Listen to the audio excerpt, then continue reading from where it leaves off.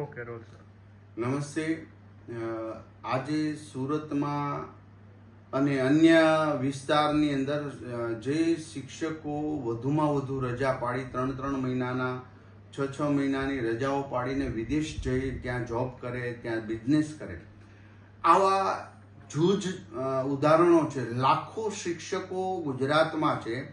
બધા જ લોકો બહુ સરસ રીતે પોતાનું કર્તવ્યને નિભાવી રહ્યા, પણ આખા સુરતની અંદર 2 જ શિક્ષકો આવા મળ્યા છે. એનો મિનિંગ એવો નથી કે દરેક શિક્ષકો આવા છે. આ શિક્ષકને મેં અત્યારે જ સુરતના સંજય જે શિક્ષક છે, દુબઈ બિઝનેસ કરતો હતો અને અહીંયા શાળા રેડી રહેતી હતી.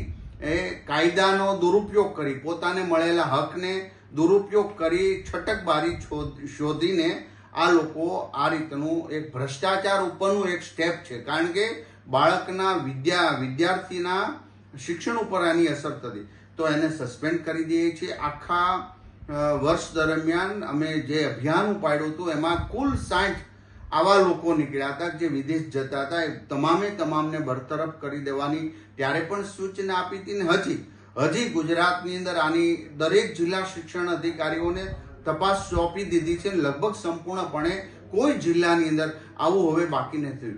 ત્યારે જ્યારે ઘણીવાર એક શિક્ષક ભૂલ કરે તો હજારો શિક્ષકો પર એની અસર નહીં થવી જોઈએ.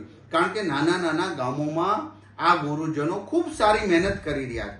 એમને પણ હું અભિનંદન આપું છું. અને આવો એકાલ દોકલ જે પોતાના સ્વાર્થ માટે તમામ વસ્તુ નેવે મૂકે છે, ગરીબ બાળકોના શિક્ષણ અને સારામાં સારા પગાર લઈને જો આવું કરતા હોય તો એને માફ કરી ન શકાય. અને જો એને રજાના પગાર લીધા હશે તો અમે એના પાસેથી વસૂલીશું. અમે SCBમાં પણ કેસ કરવા માટે થતો હોય તો શાસનાધિકારીને સૂચના આપી છે અને તત્કાલ આજે એને સસ્પેન્ડ કરવાના મેં આદેશ કર્યા છે. અસ્તુ.